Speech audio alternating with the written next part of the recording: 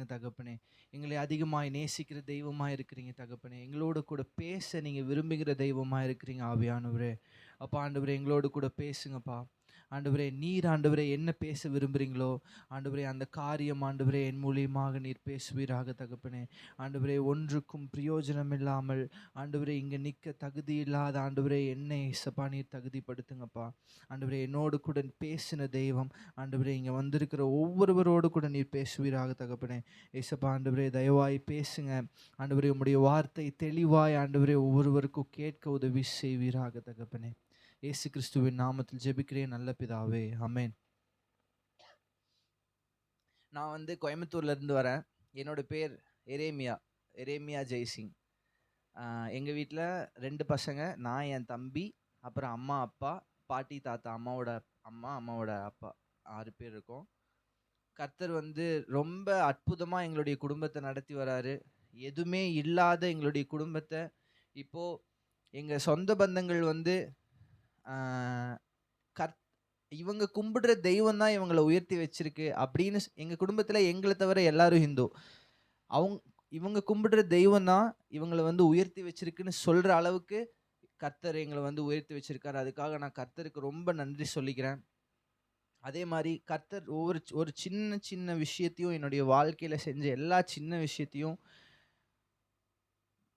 நான் சொல்லணும் அப்படின்னா நிறையா சொல்லிட்டு போகலாம். ஆனால் எல்லா சின்ன விஷயத்தையும் அவருடைய கிருபையால் மட்டும்தான் நான் வந்து கிருபையாக தான் பார்க்குறேன். ஏன்னா நான் இங்கே உயிரோடு நிற்கிறேன் அப்படின்னா அது எந்த மனுஷனாலையும் செய்ய முடியாது. எல்லாத்தையும் செய்யக்கூடிய என்னுடைய தேவனால் மாத்திரம்தான் முடியும். கர்த்தர் வந்து அவருடைய அன்பை எனக்கு என்னுடைய அம்மா மூலியமா கொடுத்து என்னை வந்து பைபிள் காலேஜில் சேர உதவி செஞ்சார். பைபிள் காலேஜில் சேர்றப்போ நான் எப்படி வெளியே இருந்தனோ அதே மாதிரி தான் இங்கேயும் இருந்தேன்.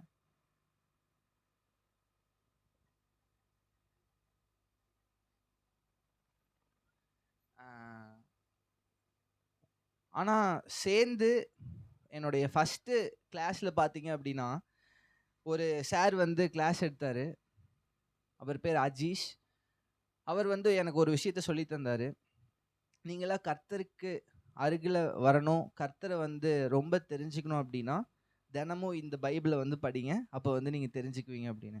எப்படி இந்த புக்கை நான் பைபிள் காலேஜ் சேர்ற வரைக்கும் நான் இந்த பைபிளை வந்து ஏதோ எங்கள் அம்மா சொன்னால் சும்மா ஒரு 2 வசனத்தை படிக்கணும் தவிர வேறு எதுவுமே நான் பண்ண மாட்டேன். சண்டே கிளாஸ் அட்டன் பண்ணதில்லை. இந்த மாதிரி எந்த யூத் மீட்டிங்கும் நான் அட்டன் பண்ணதில்லை. எங்கள் அம்மா என்னை கம்பல் பண்ணாலும் நான் அட்டன் பண்ண மாட்டேன். அதனால தான் நான் இங்கே வந்து நிற்கிறேன்னு நான் நினைக்கிறேன். நான் எந்த யூத் மீட்டிங்கும் அட்டன் பண்ணதில்லை, எங்கேயுமே போனதில்லை. நான் பைபிள் காலேஜ் வந்து தான் ஒவ்வொரு சின்ன விஷயத்தையும் நான் வந்து கற்றுக்கிட்டேன். கற்றுக் கொடுத்த ஆண்டவர் இந்த வேதத்தின் மூலியமாக தான் கற்றுக் கொடுத்தாரு. ஆண்டவர் யார், அவர் நம்ம மேலே எவ்வளோ அன்பு வச்சுருக்காரு, அவர் எப்படிப்பட்டவருங்கிறத எனக்கு ஃபுல்லாக சொல்லி தந்தது இந்த வேதம் தான். பைபிள் காலேஜ் போய் நான் அங்கே இருக்க ஆசிரியர்கள் மூலியமாவோ யார் மூலியமாவோ நான் நிறைய கற்றுக்கல. அவர் என்கிட்ட பேசின இந்த வார்த்தையின் மூலியமாக தான் நான் கற்றுக்கிட்டேன். அதனால் உங்கள் எல்லாத்தையும் அதிகமாக நான் பைபிள் படிக்க சொல்லி நான் தாழ்மையோடு நான் கேட்டுக்கொள்கிறேன். தினமும் பைபிள் படிங்க. ஏதோ கிடைக்கிற சின்ன டைமை யூஸ் பண்ணி பைபிள் படித்து ஆண்டவரே என்னோடு கூட பேசுங்க அப்படின்னு சொல்லுங்கள்.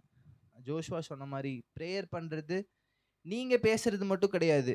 ப்ரேயருங்கிறது ஒன் வே கான்வர்சேஷன் கிடையாது. நீங்கள் மட்டும் பேசுகிறது கிடையாது. ஆண்டவர் என்ன பேசுகிறாருங்கிறதையும் நீங்கள் கேட்கணும். அதுதான் ப்ரேயர். கரெக்டு தானே?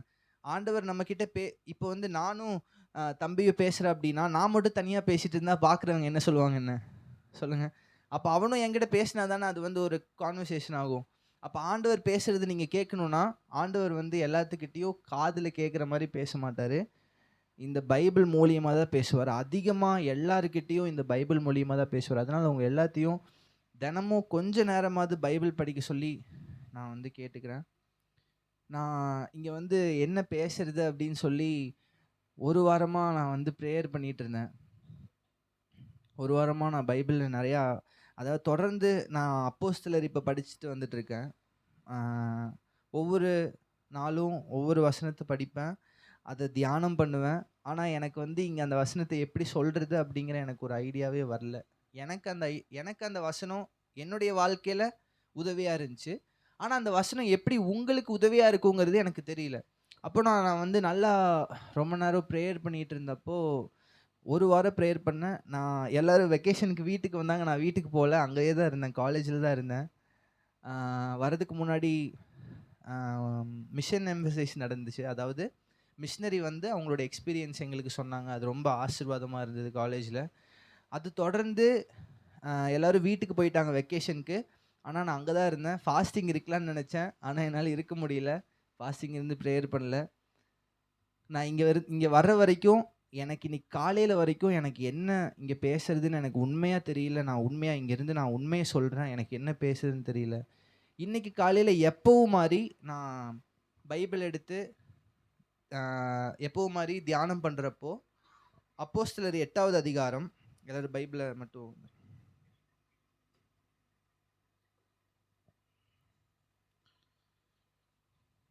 14 இருந்து 25வது வசனம் வரைக்கும். இதுதான் எனக்கு இன்னைக்கு நான் பண்ணுன மெடிடேஷன். இன்னைக்கு கர்த்தர் என்னோடு கூட பேசின வார்த்தை இதுல இருந்து தான் பேசினாரு. அப்போஸ்தலர் 8வது அதிகாரம் 14 இருந்து 25 வரை.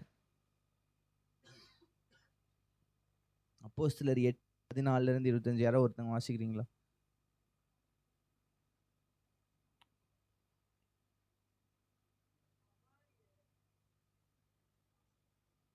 யாரோ மைக்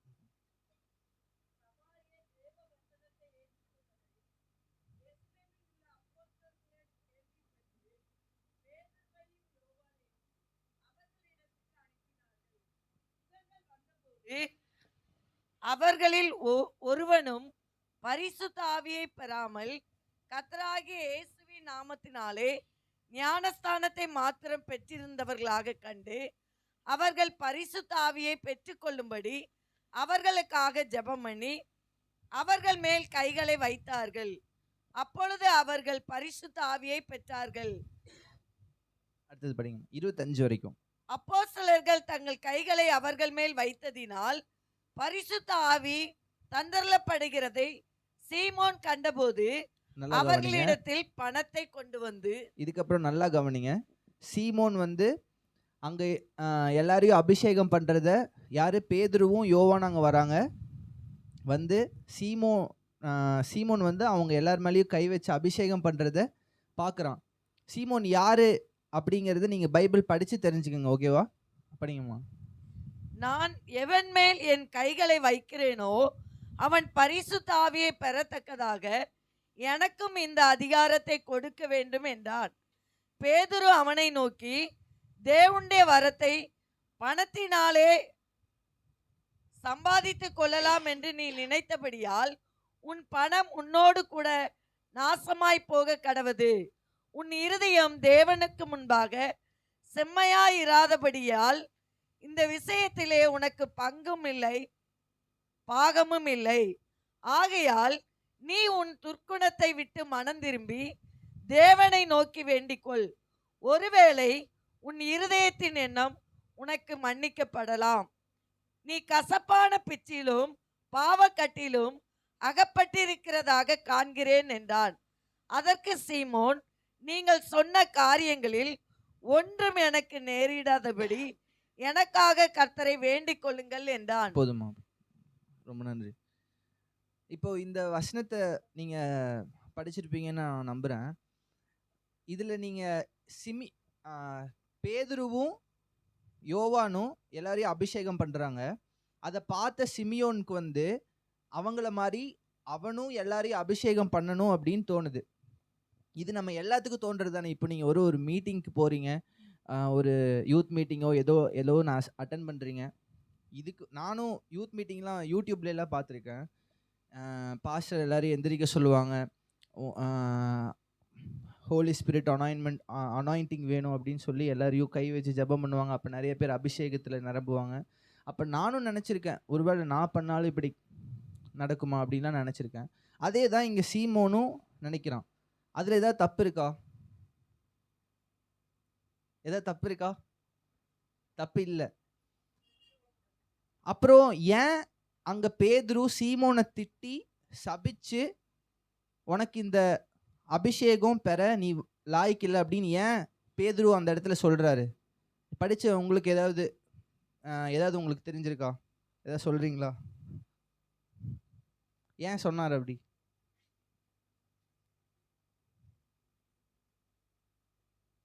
பணம். வேற? பணம். ஓகே. அவன் வந்து பணம் கொடுத்து அபிஷேகத்தை வாங்க பார்க்குறான். ஆனா பணத்தினால அபிஷேகத்தை வாங்க முடியாது அப்படின்னு சொல்றாங்க. வேற? வேற ஏதாவது காரணம் இருக்கா? ஓகே. 22வது வசனத்தை படிங்கம்மா.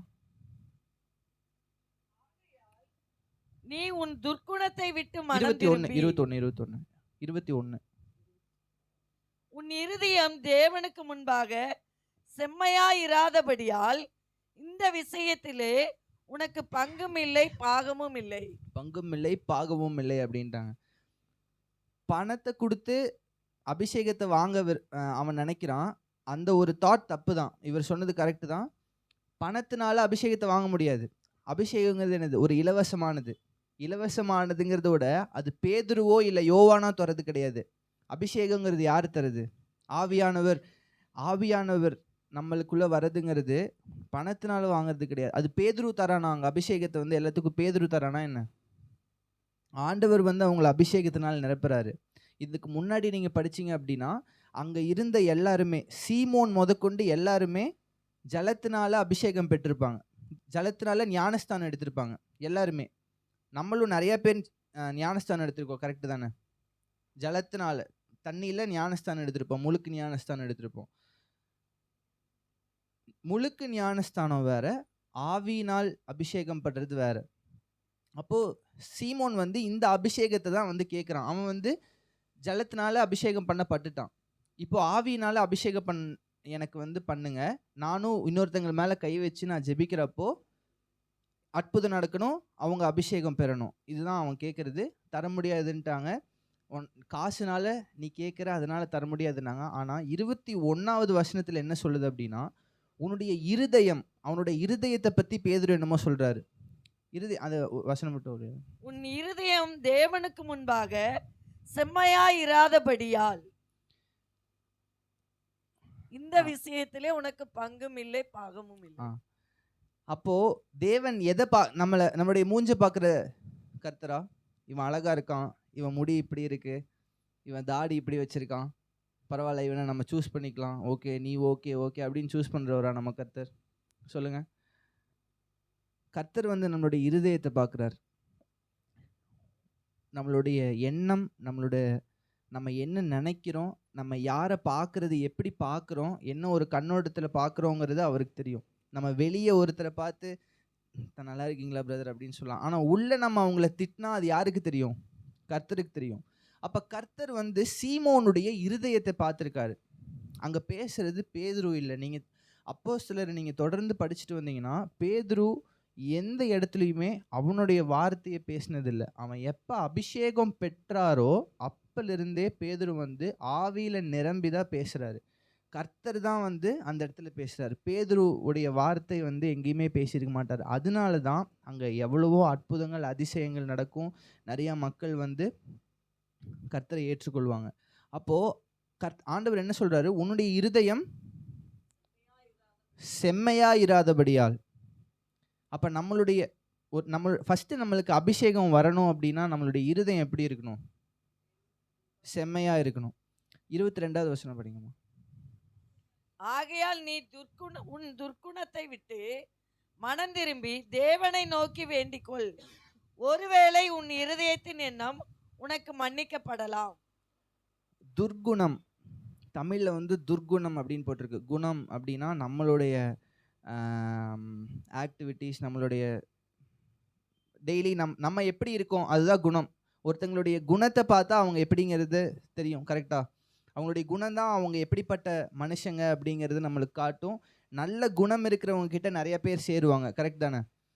ஆனால் இங்கிலீஷில் பார்த்தீங்க அப்படின்னா தாட் அப்படின்னு போட்டிருக்கு. தாட் அப்படின்னா நம்மளுடைய எண்ணம். பாவம் எங்கே ஆரம்பிச்சுது? ஆதாம் ஏவாள் கிட்ட பாவம் ஆரம்பிச்சுது. ஏவாள் வந்து அந்த பழத்தை வந்து பாம்பு சொல்லுச்சு அப்படின்னு சொல்லி அந்த பழத்தை எடுத்து ஏவாள் சாப்பிட்டா. எடுத்து சாப்பிட்றது ஆக்ஷன், செயல். அது செய்யறதுக்கு முன்னாடி அவ யோசிச்சிருப்பா. கரெக்டா? அவளுடைய சிந்தையில் ஓகே இது அழகாக இருக்குது, இந்த பழம் சூப்பராக இருக்குது அப்படின்னு அவள் யோசிச்சிருப்பாள். அப்போ பாவம் எங்கே தோன்றுது? நம்மளுடைய சிந்தையில் தான் பாவம் வந்து தோன்றுது. அப்போது நம்மளுடைய அங்கே வந்து 21வது வசனத்தில் உன்னுடைய இருதயம் வந்து கேடுள்ளதாக இருக்குங்கிறாரு. 22வது வசனத்தில் உன்னுடைய குணத்தை வந்து மாற்றிக்கோ, மனந்திரும்பு அப்படிங்கிறாரு. அப்போது நம்மளுடைய எண்ணத்தை வந்து நம்ம மாற்றணும். ஃபஸ்ட்டு நம்ம சாட்சி சொன்னாங்க, அவங்க வாழ்க்கையில் நான் இந்த பாவம் பண்ணியிருக்கேன், அந்த பாவம் பண்ணியிருக்கேன், நானும் பண்ணியிருக்கேன். நீங்கள் எல்லாருமே உங்கள் வாழ்க்கையில் பாவம் இருக்கும். யாருமே இங்கே வந்து பாவி இல்லை அப்படின்னு சொல்ல முடியாது. இயேசு கிறிஸ்துவை தவிர எல்லாருமே பாவி தான். கரெக்ட் தானே? அப்போது நீங்கள் பாவத்திலிருந்து வெளியே வரணும் அப்படின்னா அதுக்கு 2 விஷயம் ரொம்ப முக்கியம். அந்த 2 விஷயத்தை தான் நம்ம இன்னைக்கு பார்க்க போகிறோம். நம்மளுடைய இருதயத்தை, நம்மளுடைய சிந்தையை சுத்தம் பண்ணணும் அப்படின்னா எப்படி சுத்தம் பண்ண முடியும் சொல்லுங்க? நம்மளுடைய சிந்தையை எப்படி சுத்தம் பண்ண முடியும்?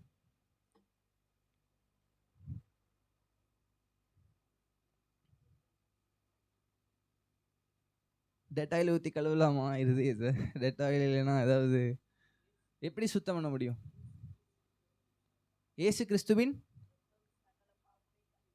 ஓகே சூப்பர்மா. இயேசு கிறிஸ்துவின் ரத்தம். அப்புறம் வேற? இருதயத்துக்கு நம்ம இன்னொரு வார்த்தை என்னன்னு பார்த்தோம்? சிந்தை. கரெக்டா? சிந்தையை எப்படி சுத்தம் பண்ணுறது? நம்ம யோசிக்கிற யோசனையை எப்படி சுத்தம் பண்ணுறது? நம்ம தினமும் பேசுறதுக்கு முன்னாடி, செய்யறதுக்கு முன்னாடி நம்ம ஒரு காரியத்தை யோசிக்கிறோம். அந்த யோசனையை எப்படி நம்ம சுத்தம் பண்ணுறது சொல்லுங்க? யோசனையை சுத்தம். Super super super. தேவனுடைய வசனம், கர்த்தருடைய வசனம் தான் நம்மளை வந்து சுத்தம் பண்ணுது. இப்போ நம்ம கொஞ்சம் வசனத்தை படிக்கலாம். நானே பேசினா அது வந்து நல்லா இருக்காது, நம்ப மாட்டீங்க நீங்கள். ஒவ்வொரு ஆள் ஒவ்வொரு வசனம், ஓகேவா? இங்கேருந்து நான் உங்களுக்கு வந்து சங்கீதம் 119:9 உங்களுக்கு. தம்பி உனக்கு வந்து எபிரேயர் 4:12, ஓகேவா? எபிரேயர் 4:12.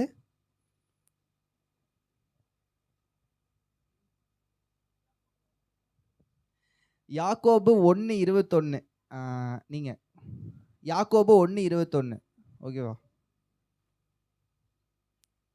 அப்புறம் 1 பேதுரு 1:22-23. தம்பி நீ ஓகே? நீங்கள் என்னை கூட்டிகிட்டு வந்தீங்களே பைக்கில். சங்கீதம் 119:11, எபிரேயர் 4:12, யாக்கோபு 1:21, 1 பேதுரு 1:22-23. Okay okay. ஃபர்ஸ்ட் வசனம் கேட்கலாமா? நான் உமக்கு விரோதமாய் இல்லை மைக் வேணாம், சும்மா நீங்கள் படிங்க எல்லாரும். அந்த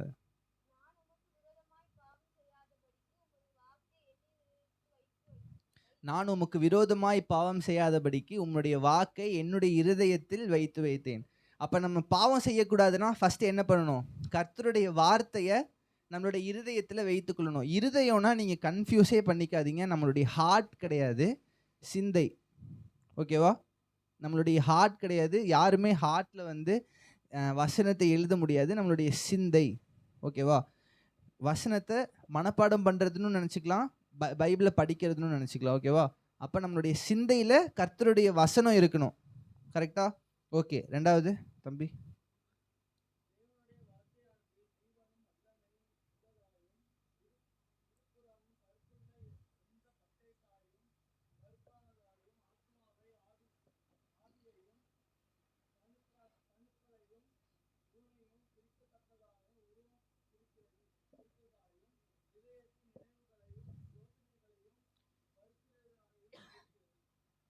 தேவனுடைய வார்த்தை எப்படி இருக்கு? ஓன்னா சொல்லுங்க. ஃபர்ஸ்ட் ஜீவனும் வல்லமையும் இருபுறமும் கருக்குள்ள பட்டயமும் ஆவியையும் ஊனையும் இருதயத்தின் நினைவுகளையும் யோசனைகளையும் வகை அறுக்கிறதா இருக்குது. எது? கர்த்தருடைய வசனம். ஓகே, அடுத்தது நீங்க.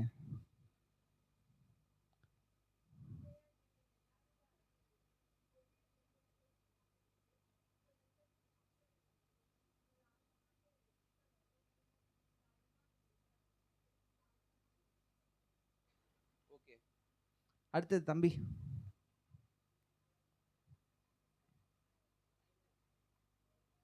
தம்பிக்கு மைக் தந்துடுறீங்களா? தம்பி எனக்கு ரொம்ப பிடிக்கும், அதனால தான் மைக் தரேன். என்ன அவர் தான் கூட்டிகிட்டு வந்தார், பத்திரமாங்க.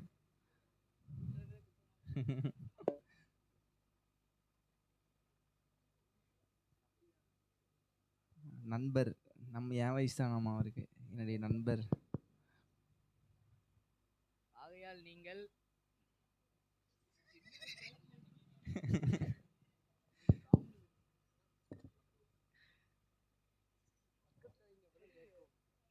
சீக்கிரம் டைம் ஆயிடுச்சு, எல்லாரும் வீட்டுக்கு ஆகையால் போகணும். நீங்கள் மாயமற்ற சகோதர சிநேகமுள்ளவர்களாகும்படி ஆவியினாலே சத்தியத்திற்கு கீழ்ப்படிந்து உங்கள் ஆத்துமாக்களை சுத்தமாக்கி கொண்டவர்களா இருக்கிறபடியால் சுத்த இருதயத்தோடு ஒருவரில் ஒருவர் ஊக்கமாய் அன்பு கூறுங்கள். சத்தியத்தினாலே உங்களுடைய ஆத்துமாக்களை சுத்தம் பண்ணிக்கொள்ள. சத்தியம் என்னது? எது சத்தியம்? தேவனுடைய வார்த்தை தான் சத்தியம், கரெக்டா? அப்போ நம்ம இந்த எல்லா வசனத்திலையும் நம்ம என்ன பார்த்தோம்? எது ஹைலைட்? என்ன வார்த்தை? தேவனுடைய வார்த்தை, சத்தியம். இதெல்லாம் என்ன எதை குறிக்குது? அவருடைய வேதத்தை குறிக்குது. இதை எவ்வளவோ, இதில் நிறையா புக் இருக்குது. இந்த ஒரு புக்குக்குள்ளே நிறையா புக் இருக்குது. இந்த புக்கை நிறையா பேர் எழுதியிருக்காங்க. அது எல்லாத்தையுமே அவங்க எழுதலை, ஆவியானவரால் ஏவப்பட்டு ஆவியானவர் கொடுத்த வார்த்தையே எழுதியிருக்காங்க. அப்போ இதெல்லாம் கர்த்தருடைய வார்த்தை. இதனால மட்டும்தான் நம்மளுடைய சிந்தையை சுத்தமாக்க முடியும். ஒத்துக்கிறீங்களா? ப்ரூஃப் போதுமா உங்களுக்கு? ஓகே. அப்போ நம்ம பாவத்திலேருந்து வெளியே வரணும்னா ஃபஸ்ட்டு என்ன பண்ணணும்? தேவனுடைய வார்த்தையை தியானிக்கணும், அந்த வசனத்தை படிக்கணும், அதன்படி நம்ம நடக்க ட்ரை பண்ணணும். நடக்க முடியும், கண்டிப்பாக நீங்கள் நடக்கலான்னு முடியும். ஆனால் நம்ம என்ன பண்ணணும்? ட்ரை பண்ணணும். நம்ம வாழ்க்கையில் தினமும் ப்ராக்டிஸ் பண்ணணும். இப்போ பொய் சொல்லாது இருப்பாயாக அப்படின்னு சொல்லி 10 கட்டளைகள் இருக்குது. நானும் எவ்வளவோ தடவை ட்ரை பண்ணியிருக்கேன். எனக்கு பொய் சொல்லாமல் இருந்துட்டேன். ஆனால் பொய் செய்யாமல், அதாவது எப்படின்னா, எங்கள் காலேஜில் என்னை அசைன்மெண்ட் எழுத சொல்லுவாங்க. அசைன்மெண்ட்னால் நீங்கள் உங்கள் ஸ்கூலில் எழுதுகிற மாதிரி இருக்காது. ஒரு 10-15 புக்கை எடுத்து அதை படித்து ஒவ்வொன்றா எடுத்து அதை எழுதி, அது எந்த புக்கில் எழுதியிருக்கேன், அதை யார் எழுதியிருக்கான்லாம் கீழே நான் எழுதணும். அது கொடுத்துருக்க 1 நாள் 2 நாளில் அது ரொம்ப நடக்கவே முடியாத காரியம் என்னால். மற்றவங்களாம் எல்லாம் உண்மையாக பண்ணுவாங்க, என்னால் ரொம்ப கஷ்டம். அதனால் இந்த மொபைலை வச்சு நான் ஈஸியாக முடிச்சிடுவேன். அப்போது அது உண்மையாக பொய்யா? நான் என்னுடைய டீச்சருக்கு நான் பொய்யா தானே இருக்கேன். அப்போ என் டீச்சருக்கு நான் பொய்யா இருக்கேன்னா யாருக்கு நான் பொய்யா இருக்கேன்? என்னுடைய ஆண்டவருக்கு நான் பொய்யா இருக்கேன். இது என் இருதயத்தை ரொம்ப என்னை குத்திகிட்டே இருக்கும். நீ பொய்யா இருக்க அப்படின்னு நிறையா பேர் என்கிட்ட சொல்லுவாங்க. இப்போவே நீ அசைன்மெண்ட் எப்படி பொய்யா எழுதுன அப்படின்னா, நீ வருங்காலத்தில் ஊழியத்தை போய் எப்படி உண்மையாக பண்ணுவேன் அப்படின்னு கேட்பாங்க. இதெல்லாம் எனக்கு கேட்குறப்ப, உங்களுக்கு அங்கேருந்து கேட்குறப்ப சிரிப்பாக இருக்கும். ஆனால் எனக்கு கேட்குறப்போ, என்னடா இப்படி சொல்கிறாங்களே நம்மளை, என்னமோ என்னை வார்த்தையிலே கொன்ன மாதிரி இருக்கும், அப்படி இருக்கும். அப்போ ஃபஸ்ட்டு நம்ம என்ன கேட்குறோமோ அதை நம்மளுடைய வாழ்க்கையில் அப்ளை பண்ண ட்ரை பண்ணணும், ப்ராக்டிஸ் பண்ணணும். நீங்கள் ப்ராக்டிஸ் பண்ணாலே போதும், அவர் உங்களுக்கு உதவி செய்வார். நம்மளால் உண்மையாக ஒன்றுமே முடியாது. நம்ம சரீரமானவர்கள். நம்மளுடைய முயற்சியினால் ஒன்றுமே பண்ண முடியாது. தினமும் ப்ரேயர் பண்ணணும். நான் இப்போ வரைக்கும் ப்ரேயர் பண்ணிருக்கேன். ஆண்டவரே, நான் என்ன பேசினாலும், நான் என்ன செஞ்சாலும் உண்மையாக இருக்க எனக்கு உதவி செய்யுங்க. நான் உண்மையாக நடக்கணும், நான் உண்மையை பேசணும், என் அம்மா அப்பாவுக்கு, என் ஃப்ரெண்ட்ஸ்க்கு எல்லாத்துக்கும் நான் உண்மையாக இருக்கணும் அப்படின்னு சொல்லி நான் தினமும் ப்ரேயர் பண்ணுவேன். கண்டிப்பாக ஒரு நாள் என் ஆண்டவர் வந்து எல்லாத்தையும் உண்மையாக செய்ய உதவி பண்ணுவார். அப்போ நம்ம கேட்குற வார்த்தையை நம்மளுடைய வாழ்க்கையில் அபியாசப்படுத்த ப்ராக்டிஸ் பண்ணுறப்ப தான் நம்மளுடைய எண்ணம் பரிசுத்தமாக மாறும். ரெண்டாவது என்ன அப்படின்னு பார்த்தீங்கன்னா, நம்மளுடைய முயற்சியால் முடியாதுன்னு நான் சொன்னேன், கரெக்டா? அப்போ யார் உங்களுக்கு ஹெல்ப் பண்ணுவா? பரிசுத்த ஆவியானவர். இயேசு இறந்து 3வது நாள் உயிரோடு இருந்து மேலே போயிட்டாரு. அவரோட வேலை ஓவர், முடிஞ்சுன்னு அப்படியே விட்டுட்டாரா? போயிட்டாரா நம்மளை விட்டு? எங்கே போய் ஃபாதரோட ரைட் ஹேண்டில் இப்படி உக்காண்டாரு. அதுக்கு மேலே அவர் என்ன பண்ணார்? என்னதுமா?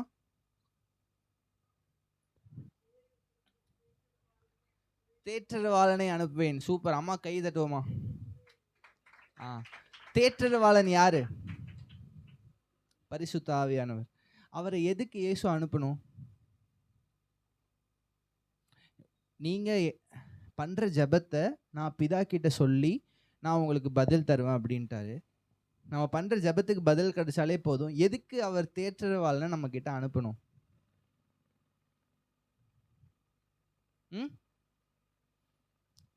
ஆவியானவர் அவருக்கு இங்கே என்ன வேலை? ஏதோ இப்போ நான் யாரோ ஒரு பையனை போய் ஏதாவது எடுத்துகிட்டு வர சொல்கிறேன் அப்படின்னா, அந்த பையனுக்கு ஒரு வேலை இருக்கனால தான் நாங்கள் வந்து அவங்கள அனுப்புகிறேன். அப்போ நான் வந்து பிதா, குமாரன், பரிசுத்த ஆவியானவர் 3 பேரும் வேறு வேறு சொல்கிறேன்னு நினச்சிடாதீங்க. 3இல் ஒன்றாக ஜொலிப்பவர் இயேசு ஒருத்தர் மட்டும்தான். நம்ம ஒரே கடவுளை தான் கும்பிட்றோம். கன்ஃபியூஸ் ஆகிக்காதீங்க. இயேசு அங்கே போயிட்டு ஆவியானவர் நம்ம கூட இருக்க ஆவியானவராக வந்திருக்காரு. அப்போ ஆவியானவருடைய ரோல் என்ன? அவர் என்ன நம்மளுக்கு பண்ணுறாரு? அவர் நம்மளை இப்போ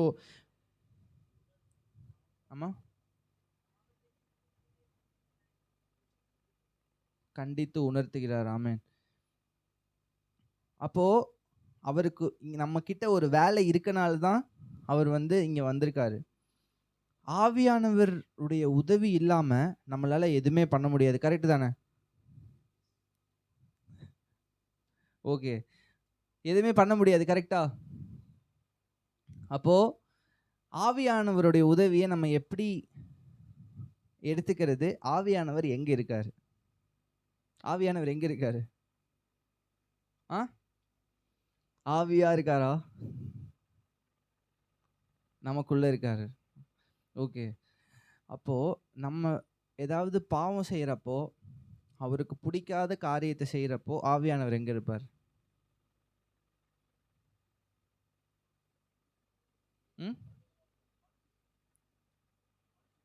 கான்சியஸ்னஸ். நீங்கள் ஒரு தப்பு பண்ணுறீங்க, உங்களை கான்சியஸ்னஸ் உங்களை பாக் பண்ணுது. நீ பண்ணுறது தப்புன்னு நம்மக்கிட்ட சொல்லுவார். அதையும் மீறி நம்ம ஒரு தப்பு பண்ணுறோம். அப்போ வந்து ஆவியானவர் நம்மளை விட்டு போயிடுவாரா? மறுபடியும் பிதா கிட்டேயே போயிடுவாரா? ஆவியானவர் எப்போவும் எங்கே இருக்காரு? நம்மளுக்குள்ளதான் இருக்காரு. அவர் எங்கேயும் போல. நீங்கள் எந்த காரியத்துக்கு அதிக முக்கியத்துவம் கொடுக்குறீங்களோ அந்த காரியம்தான் வந்து உங்களை ஆட்கொள்ளும். நீங்கள் இருளுக்கு அதிக முக்கியத்துவம் கொடுத்தீங்கன்னா உங்களுடைய வாழ்க்கை இருளாயிரும். நீங்கள் வெளிச்சத்துக்கு அதிக முக்கியத்துவம் கொடுத்தீங்கன்னா உங்கள் வாழ்க்கை எப்படி ஆகும்? அப்போ நீங்கள் யாருக்கு அதிக முக்கியத்துவம் கொடுக்கணும்? நம்மளுடைய சரீரத்துக்கு அதிக முக்கியத்துவம் கொடுத்தோம் அப்படின்னா நம்ம எதை அதிகமாக நேசிப்போம்? நம்மளுடைய சரீரத்தை தான் அதிகமாக நேசிப்போம். சரீரத்தை அதிகமாக நேசிச்சோன்னா அது என்னது? அதுதான் பாவம். நீங்கள் உங்களை நேசிக்கிறது தான் சுயநலம். கெட்ட கனிகளில் ஆவியின் கனிகள் கெட்ட, அது படிச்சிருக்கீங்கல்ல கலாத்தியரில்? அதில் இருக்கிற கெட்ட கனிகளில் மெயினானது என்ன பார்த்தீங்கன்னா சுயநலம், செல்ஃபிஷ்னஸ் தான். செல்ஃபிஷ்னஸ்னால தான் மற்ற எல்லா தேவையில்லாத காரியங்களும் உங்களுக்குள்ளே வருது. அப்போது உங்களையே நீங்கள் அதிகமாக நேசிக்கிறப்போ ஆவியானவர் வந்து கிரியை செய்ய முடியாது. நீங்கள் யாருக்கு முக்கியத்துவம் கொடுக்குறீங்களோ அதுவாக தான் நீங்கள் இருப்பீங்க. நம்ம யார் கூட இருக்கமோ அப்படி தான் நம்ம இருப்போம். நம்ம ஒரு 10 பசங்களோட இருக்கோம், 10 பசங்களும் தண்ணி அடிக்கிறாங்க, சிகரெட் அடிக்கிறாங்க, கஞ்சா அடிக்கிறாங்க, எல்லாமே பண்ணுறாங்க. நீங்கள் ஒரு 10 பொண்ணுங்களோட இருக்கீங்க. 10 பொண்ணுங்களும் தேட்டருக்கு போகிறாங்க, பசங்களோட சுற்றுறாங்க, எல்லாரையும் லவ் பண்ணுறாங்க. லவ் பண்ணுறது அது வந்து நான் பேசினா தப்பாயிரும். அதனால தப்பு பண்ணுறாங்க அப்படின்னு வச்சுக்கோங்க. அப்போது உங்களுடைய சிந்தை எப்படி இருக்கும்? பரிசுத்தமாக இருக்கும்னு நினைக்கிறீங்களா? 100% உங்கள் சிந்தை பரிசுத்தமாக இருக்காது. நம்ம எதை அதிகமாக கேட்குறோமோ அதே மாதிரி தான் நம்ம சிந்தை வந்து இருக்கும். ஓகேவா? நம்ம வசனத்தை அதிகமாக கேட்கணும்னு நம்ம கேட்டோம். அப்போ கர்த்தருடைய சத்தத்தை நம்ம அதிகமாக கேட்குறப்போ நம்மளுடைய சிந்தை கர்த்தருடைய சத்தத்தை மட்டும்தான் யோசிக்கும். நம்ம கர்த்தருடைய வார்த்தை அதிகமாக நம்மளுக்குள்ளே இருக்கிறப்ப தான் ஆவியானவர் நம்மளை வந்து கிரியை செய்வார். ஆவியானவருடைய கிரியை, பிரதர் சொன்ன மாதிரி, ஆவியானவருடைய கிரியை என்னது? நீ பண்ணுறது தப்பு, இப்படி பண்ணாத அப்படின்னு நம்மளை உணர்த்துறவர் தான் ஆவியானவர். அப்போது இது தப்புனே தெரியல அப்படின்னா அது எப்படி ஆவியானவர் உணர்த்துவார் நம்மளுக்கு? உங்களுக்கு நான் சொல்ல வர்றது புரியுதா? ஃபஸ்ட்டு நம்ம கர்த்தருடைய வார்த்தையே தெரியல அப்படின்னா ஆவியானவர் எப்படி கிரியை பண்ணுவார்? நீங்கள் கர்த்தருடைய வார்த்தையை தினமும் படித்து அதில் உங்களுடைய வாழ்க்கையில் அபியாசப்படுத்த ட்ரை பண்ணாமல் ஏதோ ஏனோ தானோன்னு அம்மா சொல்லிட்டாங்க அப்படின்னு சொல்லி ஒரு அதிகாரத்தை வேகமாக காலையில் படிச்சுட்டு ஏசப்பா என்னை பாதுகாத்து கொள்ளுங்க அப்படின்னு ப்ரேயர் பண்ணிட்டு போனால் ஆவியானவர் எப்படி கிரியை செய்வார்? நம்ம ஸ்கூலுக்கு போய், நம்ம காலேஜுக்கு போய் நம்ம என்ன பண்ண போகிறோம்? நம்ம பசங்களோட போய் என்ன பேச போகிறோம்? இந்த அதிகாரத்தை படித்ததை நீங்கள் அவங்கக்கிட்ட நான் இது படித்தேன், இப்படி பைபிள் இப்படி எழுதியிருக்கு அப்படின்னு பேசுவீங்களா நீங்கள்? நான் பேச மாட்டேன். 100% நான் ஒரு நாள் அப்படி பேசினதே இல்லை. நீங்கள் பேசுவீங்கன்னா ஓகே, சூப்பர். நம்ம என்ன கேட்குறோமோ, நம்ம என்ன பேசுகிறோமோ, நம்ம என்ன செய்கிறோமோ அதுவாக தான் நம்ம இருப்போம். டைம் ஆயிடுச்சு. நான் இதோட ஒரு 2-3 வசனத்தை மட்டும் நான் சொல்லி நான் முடிக்கிறேன். ஆவியானவர் உங்களுக்கு உங்களுடைய வாழ்க்கையில் கிரியை செய்யணும் அப்படின்னா ஒரு விஷயம், நீங்கள் ஆவியானவருக்கு கீழ்ப்படியணும். அப்போஸ்தலர் 5:32 யாரோ ஒருத்தங்க படிக்கிறீங்களா? சீக்கிரம். அப்போஸ்தலர் 5:32.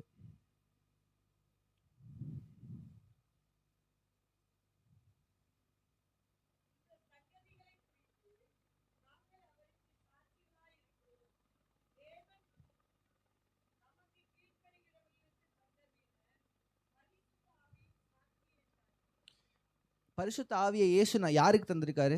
எல்லாருக்கும் தந்திருக்காரா? அவருக்கு கீழ்ப்படுகிறவர்களுக்கு தான் பரிசுத்த ஆவி. கரெக்டா? நம்ம அவருக்கு கீழ்ப்படிந்தா மட்டும்தான் நம்மளுக்கு பரிசுத்த ஆவி நம்மள கிரியை செய்யும். கீழ்ப்படியல அப்படின்னா எப்படி கிரியை செய்யும்? கீழ்ப்படியல, இப்போ நான் வந்து இந்த ஸ்பீக்கரை நான் தூக்கவே நான் ட்ரை பண்ணல அப்படின்னா எப்படி இந்த ஸ்பீக்கரை நான் தூக்கி அங்கே வைக்க முடியும் சொல்லுங்க? நான் தூக்க ட்ரை பண்ணாதான் யாராவது எனக்கு ஹெல்ப் பண்ணி இதை தூக்கி நான் அந்த இடத்துல வைக்க முடியும். இந்த ஸ்பீக்கரை நான் தூக்கி வைக்கணும் அப்படின்னு நான் யோசிச்சுட்டே இருந்தேன் அப்படின்னா அந்த ஸ்பீக்கர் அங்கே போயிடுமா? போகாது. நம்ம என்ன நினைக்கிறோமோ, நம்ம என்ன கேட்குறோமோ அதை வந்து நம்ம செயல்பாட்டில் கொண்டு வருவோம். நம்ம கர்த்தருடைய வார்த்தையை கேட்டு அதை நினச்சி அதை நம்ம செயலுக்கு கொண்டு வரும்போது தான் ஆவியானவர் வந்து நம்முடைய வாழ்க்கையில் கிரியை செய்வார். இந்த விஷயத்தை ரொம்ப நல்லா புரிஞ்சுக்கங்க. நான் சொன்னது எல்லாத்துக்கும் புரியும்னு நினைக்கிறேன். நீங்கள் உங்களுடைய வாழ்க்கையில் பாவங்கிறது தனிப்பட்ட நபரோடது கிடையாது. எல்லாருடைய வாழ்க்கையிலே பாவம் இருக்குது. நான் பாவி, இங்கே இருந்து பேசிகிட்டு இருக்க நானும் பாவி, அங்கே உட்காந்துட்டு இருக்க நீங்களும் பாவி. நம்ம எல்லாரும் ஒன்று தான். நான் பரிசுத்தவான், நான் இங்கே வந்து நான் நின்று பேசுகிறதுக்கு நான் உண்மையாக தகுதி இல்லாதவன். அப்போது நம்மளுடைய வாழ்க்கை இருளானது, பாவம் நிறைந்தது. நம்ம வெளிச்சத்துக்கு வரணும்னா என்ன தேவை? கர்த்தருடைய வார்த்தையும் பரிசுத்த ஆவியானவரும் ரொம்ப முக்கியம். இதை மறந்துடாதீங்க. நீங்கள் வீட்டுக்கு போய் நான் சொல்கிற வசனத்தை படித்து பாருங்கள். ரோமர் 8:2, எசேக்கியேல் 36, 27 வசனம், 1 கொரிந்தியர் 10:13. மறுபடியும் சொல்கிறேன். ரோமர் 8:12, 8:2, எசேக்கியேல் 36, 26, 27 வசனம், 1 கொரிந்தியர் 10:13. இந்த வசனத்தில் படிச்சிங்கன்னா ஆவியானவர் நம்மளுக்கு எப்படி உதவி செய்கிறாரு நம்ம பாவத்திலிருந்து வெளியே வர்றதுக்கு, நம்மளுடைய சரீர சிந்தையை நம்ம சரீரத்தை நேசிக்கிறதை எப்படி வெளியே வர்றதுக்கு ஆண்டவர் எப்படி உதவி செய்கிறாரு, ஆவியானவர் எப்படி உதவி செய்கிறாரு அப்படிங்கிறத நம்ம தெரிஞ்சுக்குவோம். அதே மாதிரி நீங்கள் படித்த வசனம் அது எல்லாத்தையும் கர்த்தருடைய வார்த்தை எவ்வளோ முக்கியங்கிறது உங்களுக்கு தெரிஞ்சிருக்கும். இந்த வசனம் மட்டும் இல்லை, இது நான் எனக்கு தெரிஞ்ச வசனத்தை சொன்னேன். பைபிளில் நிறையா வசனம் இருக்குது. நீங்கள் பைபிளை எவ்வளோ அதிகமாக படிக்கிறீங்களோ அவ்வளோக்கு அவ்வளோ நீங்கள் பைபிளை நேசிக்க ஆரம்பிச்சிருவீங்க. நீங்கள் பைபிளை ஆண்டவரை நேசிக்கணும் அப்படிங்கிறது பேதுருக்கிட்ட ஆண்டவர் 3 தடவை கேட்குறாரு, நீ என்னை நேசிக்கிறாயான்னு. அப்போ நம்ம ஆண்டவரே நான் உங்களை நேசிக்கிறேன்னு சொன்னால் மட்டும் நம்மளுடைய லவ் அவர் காட்டல. நம்ம எவ்வளோக்கு எவ்வளோ இந்த பைபிளை படிக்கிறோமோ அவ்வளோக்கு அவ்வளோ நம்ம பைபிளை நேசிக்கிறோன்னு அர்த்தம்.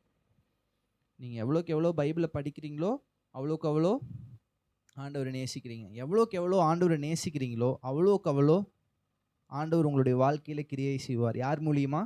ஆவியானவர் மூலியமா. நம்ம எல்லாம் கண்களை மூடி ஒரு நிமிஷம் ஜெபிப்போம். ஆண்டவரே, அப்பா, தகப்பனே, இந்த நாளில் ஆண்டவரே நீர் எங்களோடு கூட பேசின வார்த்தைக்காக நன்றி அப்பா.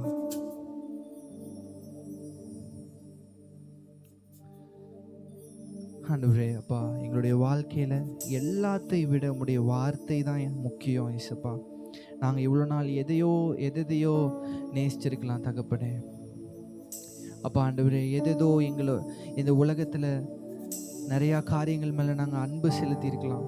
அதுதான் எங்களுடைய நண்பர்கள் தான் எங்களை அதிகமாக நேசிக்கிறாங்க, எங்களுடைய அம்மா அப்பா தான் எங்களை அதிகமாக நேசிக்கிறாங்க, என்னுடைய லவ்வர் தான் என்னை அதிகமாக நேசிக்கிறான் அப்படின்னு சொல்லி நான் தப்பாக நினச்சிருக்கலாம். ஆண்டவரே, அவங்களாம் எங்களை நேசிக்கிறாங்க, உண்மைதான்.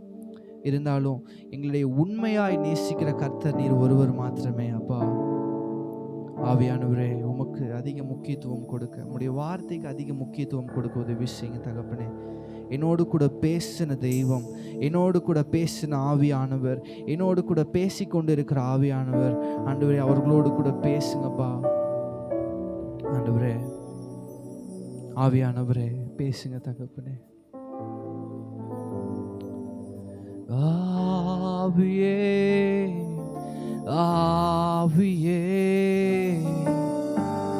மழையாக பொழியும் ஆவியே ஆவியே ஆவியே மழையாக பொழியும் ஆவியே. எழுந்து நின்று பனி போல பெய்யும் பரிசுத்தரே மழையாக பொழியும் ஆவியே.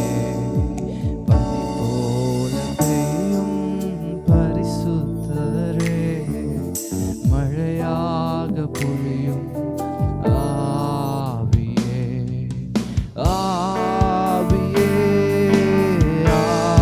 ஆவியே மழையாக பொழியும் ஆவியே.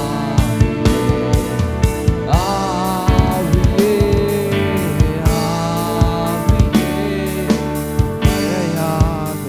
மழையாக பொழியும் மென்மையானவரே,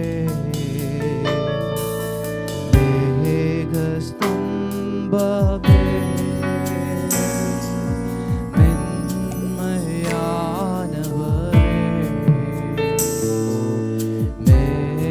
மேகஸ்தம்பமே,